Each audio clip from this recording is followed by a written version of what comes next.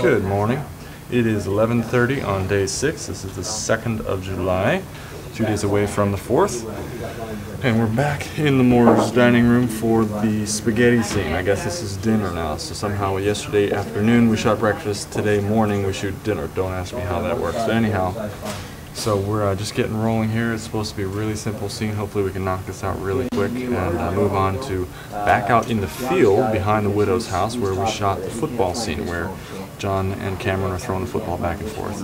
And then tonight we are supposed to shoot the rest of the fight scene where John and Cameron tackle each other on the front porch. I don't know if we're supposed to be giving away story details yet, but anyhow, that's what we're supposed to be doing today. Hopefully we can knock all that stuff out in great time because we want to catch up a little bit. We're a little bit behind time. So we'll see what we can do. So far, so good. Well, I'm just putting a softer edge coming down off the wall. I put it on the top, and then so we can have a nice little softer edge instead of like the barn door. This is just a little bit lighter, so it kind of feathers it a little bit more. Because Mr. Burgess wanted a lighter fall off. That's what we're doing there. So it looks like that. And then I look at Mr. Burgess. That's why you take the phone. Oh no. You're kidding. Yes, sir. Make the top one softer. That's what I try to do. I try to put it. I thought it was soft. Just raise the top barn door a little bit. We can be right there.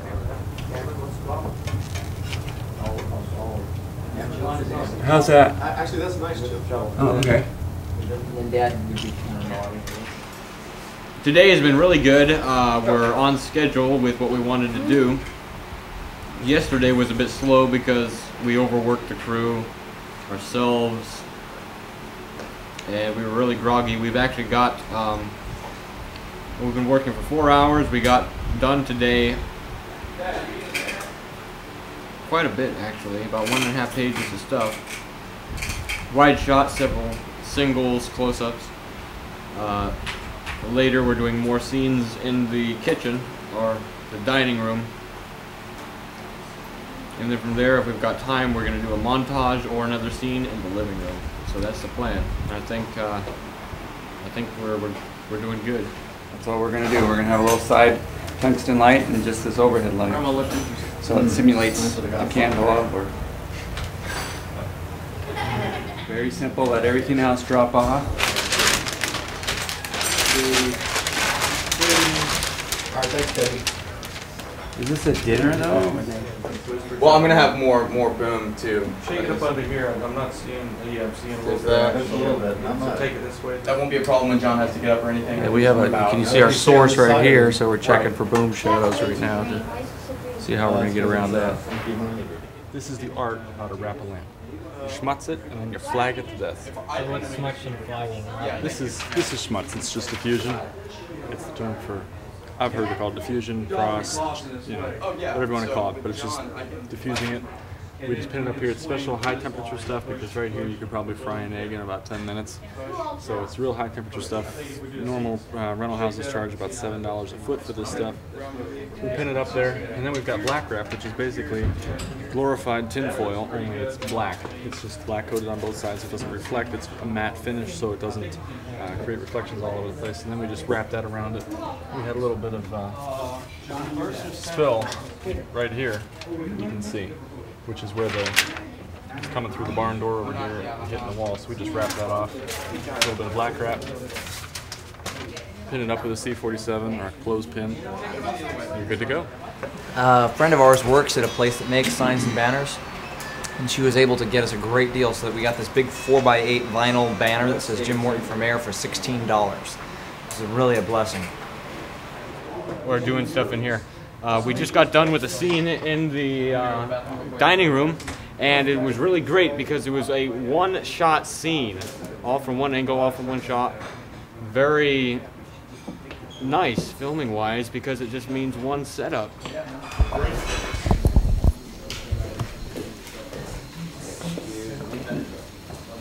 Well, yes, day for night. Or night for At the day. last few minutes of Day for light, night. you know, sunset.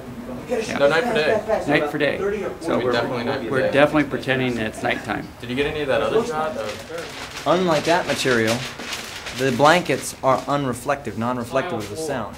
We've got this tile floor, and it would be bouncing up, and so you get this echoey, cratey, dungeony sound, and we don't want that here. If we want that sound, we can add it later, but we don't want it. Yes, I want to do that, please. Okay. So basically, this material deadens the sound.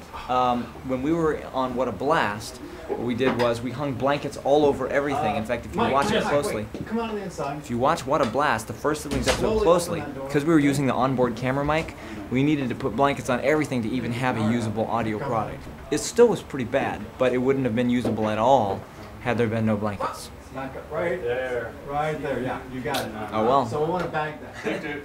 You want to know why boom operator is the most important man on the set? Because he's in the front lines all the time. See, everybody else, they have to stand back. Not me, man. Okay, take 2. You want to know why boom operator is the most important man on the set? Take 4. You want to know why boom operator is the most important man on the set? Take 5. You want to know why boom operator is the most important man on the set? Don't shake the camera. Yeah. No, seriously, it's because I have to be in the front lines all the time. At any moment, I can be in the shot. See, none of those guys can be in the shot. I will be in the shot, though. And that means I will ruin the shot. Always potentially ruining the shot. Be sure to tell them how Okay, cameras up. when you're not avoiding bouncing, clanking noises, you're actually making them. Making the clanking noises It's, all the time. he's a drummer. I'm telling you. All this tapping, everything. I'm hearing everything. I'm a picky kind of guy. I'm an extremist for wanting to get rid of a cruel and unjust tax. Boy, I'd love to see a report on George Washington. The waving? No, I'm simulating the effect of television, just like the flicker of a light of the television. If you notice that when you're watching, well, you can't notice, but if you look at the lights, there's always a little flickering going on because it's going from dark to light images.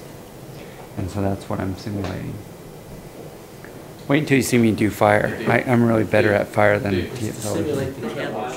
That is for negative film. So what we're trying to do is decrease the light on one side of the face while keeping the light consistent on the other side of the face. So we're creating, I call it drama. So you'll hear me asking, do I need more drama or less drama? And that's what I'm doing. I'm creating more shadows on one side. Thank you.